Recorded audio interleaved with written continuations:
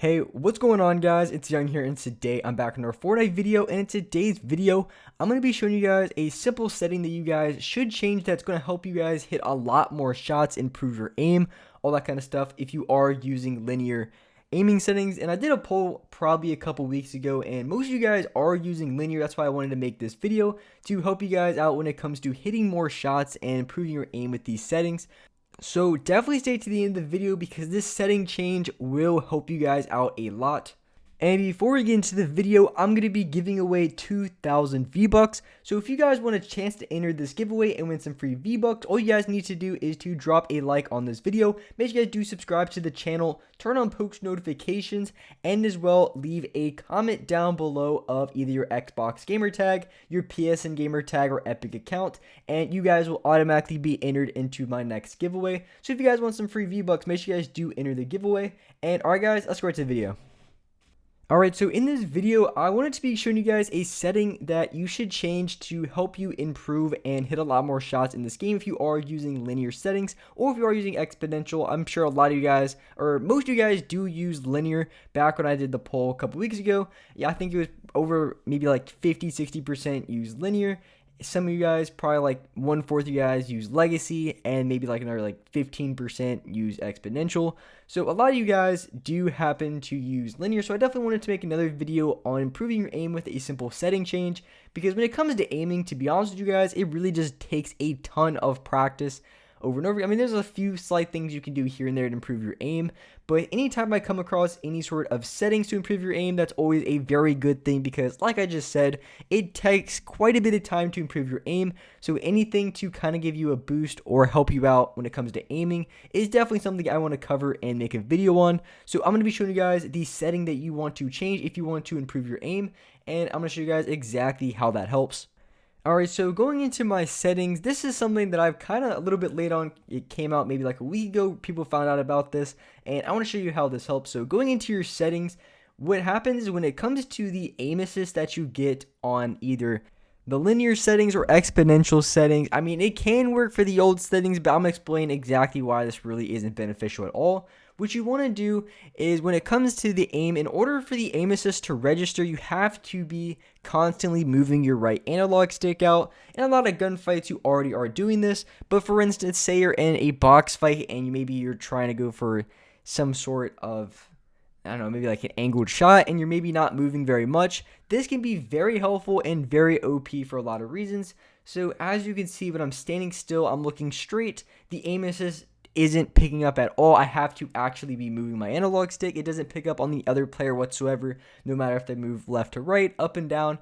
Doesn't matter. It doesn't pick up on anything at all. So this doesn't really help you too much because there's no aim assist. And for those guys who ever play with aim assist off, I mean, you really cannot hit a shot whatsoever.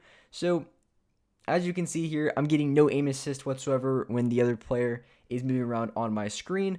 But when I do go back into my settings and I lower my dead zones, which I already did, I lowered it down to the lowest one. And as you guys know, I do play with an Elite 2 controller. So when it comes to the analog stick, the drift that I get, it's really not much at all. Sometimes I get it, sometimes I don't. For those guys who maybe have an older controller, you get stick drift, maybe even with like a 30 dead zone. It really depends on how old your controller is and how much stick or analog stick drift you get. But when you are getting just the slightest bit, it doesn't even have to be much. As you can see, it pretty much follows the other player without me moving the analog stick at all. I'm not moving it whatsoever. And he's picking up on the other player whether they jump, whether they move left to right. And this could be very, very helpful for a lot of reasons, because if I'm not really moving the analog stick too much, or for, I guess, when I'm looking at the other player, no matter if I'm constantly moving around trying to aim, or if I'm trying to hit a jump shot on the other player, it's automatically going to pick up on the aim assist every single time. And a really good example of this can be, is say you're going for a jump shot, right? The other player's in front of you and you're jumping up. A lot of times you might not even be moving the analog stick, because what you're doing is you're kind of jumping with your aim. You're kind of jumping into where the shot is supposed to go. And in that case, you're not going to be getting aim assist because you're not going to be moving the analog stick very much.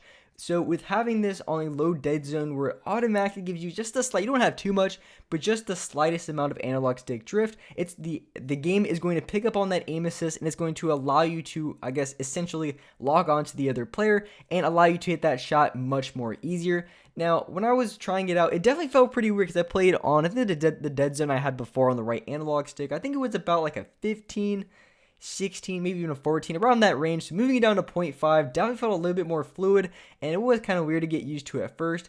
But having the kind of my thing is you want to have the lowest dead zone possible without analog stick drift, and that is true for the left analog stick. But I feel with the right one, with this kind of coming out pretty recently, I think it might even be very beneficial to play on a decently low dead zone, not to the point where if your controller is really busted up that you're aiming all over the place, you can't control your aim because the analog stick drift is too much, but in a way that you have just slightly enough to where your aim assist is always going to be registering. So when you are in a gunfight, and when it talks about the aim assist, it's going to be hit, fire, close range. So when you are in those close range fights, box fights, zone wars, pubs, arena, when you are really close to the other player, you're always going to be having aim assist, which is going to drastically improve your aim because you're always going to be on that other player. Because as you saw on the example that I had when the other player was moving around and I had the analog stick drift, that it was picking up on the other player all the time. So no matter what type of angle I was at, it was automatically going to, I guess, essentially follow the other player. Sometimes you still have to do a little bit more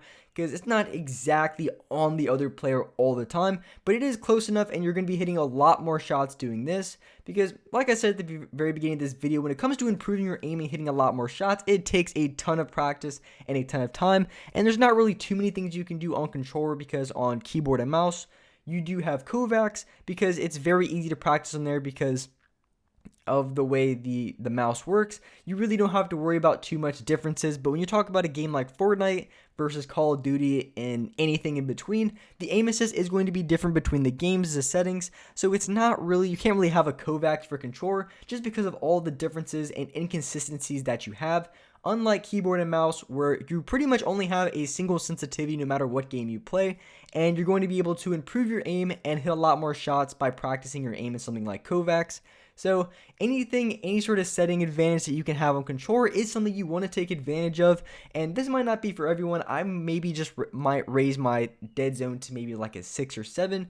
Really depends, because like I said, I play an Elite 2 controller, which is a very, very good controller, and I don't have very much analog stick drift at all, so sometimes I get it, sometimes I don't. So having it on the lowest dead zone sometimes might work, sometimes doesn't. Like I said, it really depends on the controller that you have, because some controllers, like I know when I got the Elite 1 controller, it was very, very good. I think it lasted about a year before I had really bad analog stick movement. I think that was before dead zones were in the game, so otherwise I think I would have been able to prevent it. But either way, having that controller for a certain amount of time allowed me to have a lot more analog stick drift than the current one that I have. And so really depends on the age of your controller. If you drop it, like if you're the person that drops your controller a lot, you're tend to have a lot more problems with your controller versus someone who doesn't. Obviously, when you drop your controller, it's definitely not gonna help the lifespan of the controller and help it work properly. So that's just something to keep in mind. And like I said, this setting may not be for everybody, but it's definitely worth a try if you feel like you're missing a lot of close range shots and you do play on either exponential or linear. Then this setting might actually benefit you and allow you to hit a lot more shots. And plus, having a low dead zone is very helpful in a lot of reasons, because when you have a low dead zone, the input doesn't change, but it almost feels like, because when you have a high dead zone, the input is essentially higher. It doesn't really register unless you bring in a certain amount to left or right. So I guess essentially it lowers your input. It doesn't really lower your input, but it basically feels like it. So it might actually help you guys aim a lot better playing on a lower dead zone. So I'd give it a try. Definitely let me know how it is. But that's going to be the setting that I would recommend changing, giving it a try. Like I said, not for everyone, but I would recommend trying it out, see if you like it, see if you don't. But if you don't like it, I always recommend playing on the lowest dead zone possible without having any analog stick drift, because you really don't want your analog moving all over the place at all times. And with the lower dead zone in this video, you only want to do it to the right analog stick. You don't want to do this to the left one, because you don't want to be moving all over the place uncontrollably. That's just not going to be the best look. But anyways, guys, that's wrap it up for this video. If you guys enjoyed this video, if this video helped you guys out, make sure you guys do drop a like. Make sure you guys do subscribe to the channel if you haven't already. Turn on my post notifications so you guys can get notified for every single new video. And alright guys, I'll see you next video.